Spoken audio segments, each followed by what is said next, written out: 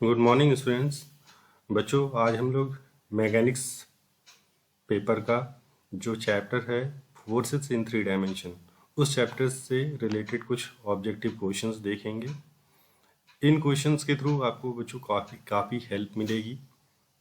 आइए हम लोग एक एक करके इन क्वेश्चंस को देखते हैं बच्चों। ये क्वेश्चंस डीडीयू गोरखपुर यूनिवर्सिटी और सिद्धार्थ यूनिवर्सिटी, दोनों यूनिवर्सिटी के बच्चों के लिए काफ़ी हेल्पफुल होगा। तो हम लोग आइए बच्चों आगे बढ़ते हैं। Mechanics force in three dimension.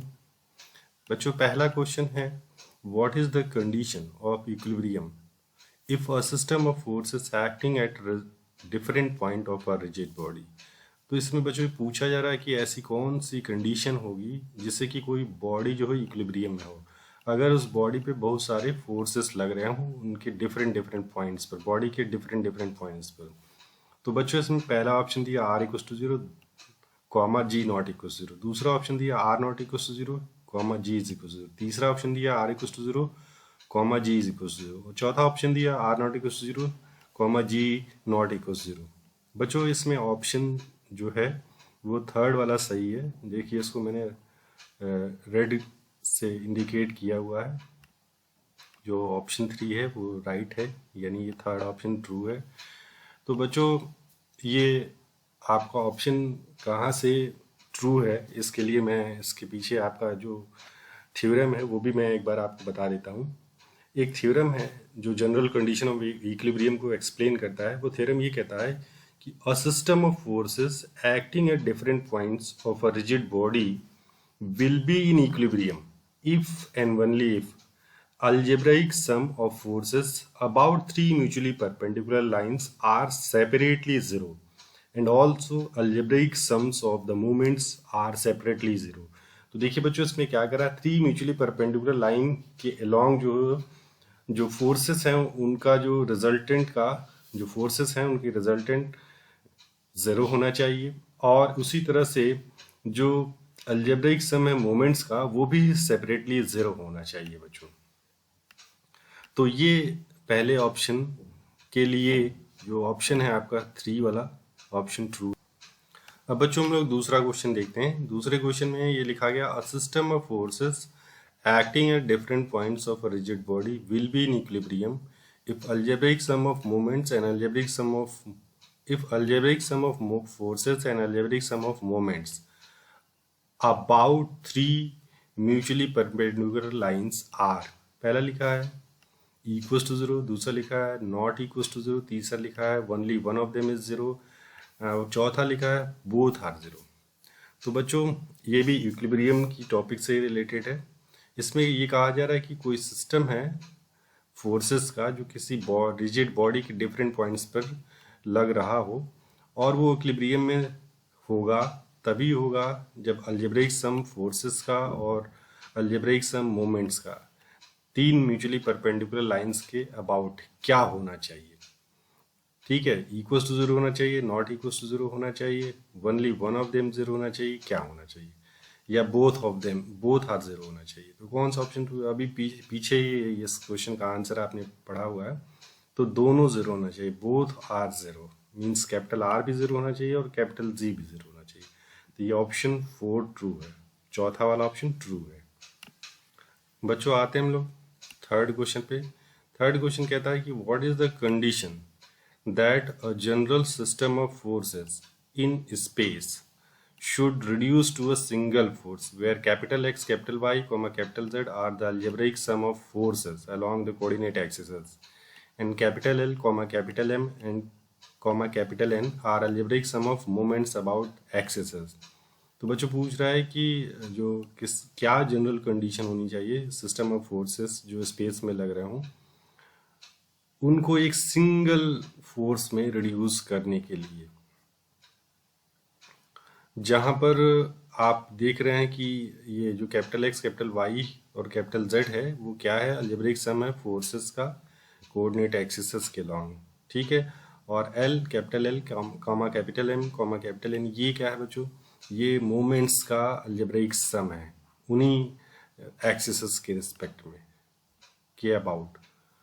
तो बच्चों इसमें पूछा जा रहा है कि एक सिंगल फोर्स में अगर रिड्यूस करना हो इस पूरे सिस्टम को तो कौन सी कंडीशन होनी चाहिए। तो L X plus M Y plus N Z ये 1 होना चाहिए, कि दूसरा option L X plus M Y plus N Z not equal 0 होना चाहिए, कि third option L X plus M Y plus N Z 0 होना चाहिए, या fourth option L X plus M Y plus N Z -1 होना चाहिए। तो बच्चों यहाँ पे थर्ड ऑप्शन ट्रू होना चाहिए, L X plus M Y plus N Z is equal to 0, ये ऑप्शन ट्रू होगा।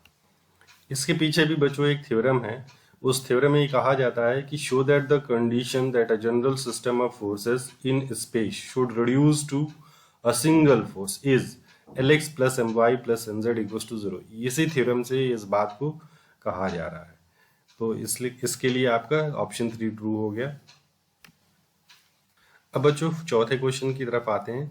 चौथा क्वेश्चन ये कहता है the quantities are invariant for any system of forces. जो क्वांटिटी इनवेरिएंट होती हैं किसी सिस्टम ऑफ फोर्सेस के लिए, whatever origin and axis are choosing, कोई भी ओरिजिन या एक्सिस आप चूज कर लीजिए, कौन सी क्वांटिटीज जो होती हैं किसी भी सिस्टम ऑफ फोर्सेस के लिए इनवेरिएंट होती हैं।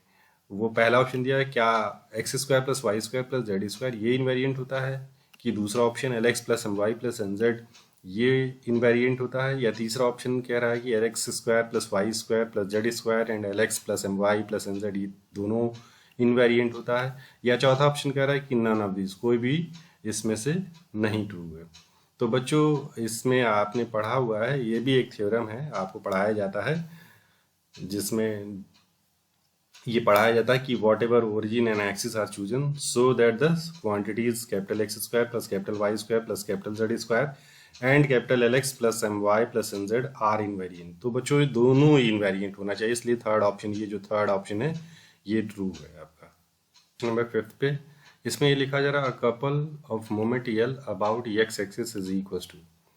तो बच्चों ये कपल का जो मोमेंट यल है एक्स एक्सिस के अबाउट वो किसके इक्वल होता है। तो बच्चों ये भी आपने एक थ्योरम पढ़ा होगा, डेरिवेशन पढ़ा है, resultant of a system of forces acting on a rigid body, उसी से ये रिलेटेड है, उसी में बीच का ही टॉपिक है। जब आप डिराइव करते हैं तो जो मोमेंट यल आता है एक्स एक्सिस के अबाउट वो आता है summation small Y one capital Z one minus small Z one capital Y one. बच्चों ये एक्स एक्सिस के अबाउट है तो इसमें कहीं भी एक्स का टर्म नहीं आएगा एल इज इक्वल टू में।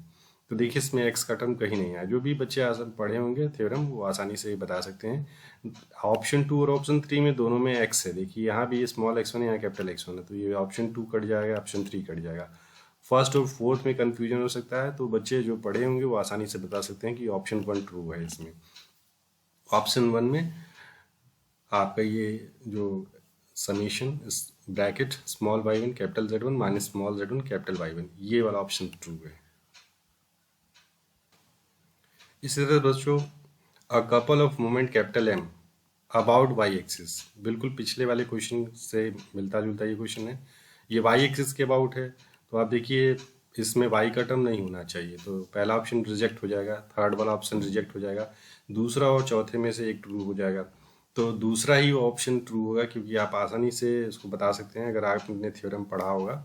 तो summation small Z one capital X one minus small X one capital Z one, ये वाला ऑप्शन सेकंड ट्रू है। अब बच्चों हम लोग नेक्स्ट क्वेश्चन पे आते हैं, क्वेश्चन नंबर 7 पे।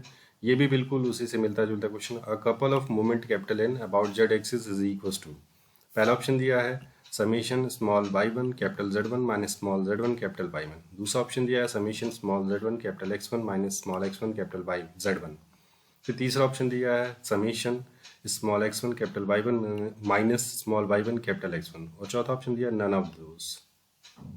तो चौथा ऑप्शन नन ऑफ दीज दिया। तो बच्चों इसमें ऑप्शन आपका थर्ड वाला ऑप्शन ट्रू होगा, क्योंकि आप देखिए यन जो है जेड एक्सिस के अबाउट है, तो जेड का टर्म थर्ड वाले में नहीं है, और पिछले वाले एक्सप्रेशन की तरह ये आपका मिलता जुलता एक्सप्रेशन दिख रहा है आपको, तो थर्ड वाला ऑप्शन, ये थर्ड वाला ऑप्शन ट्रू हो जाएगा। ओके बच्चों, तो बच्चों आगे और भी क्वेश्चन इस चैप्टर्स के हम लोग पढ़ेंगे नेक्स्ट लेक्चर में। Thank you for today.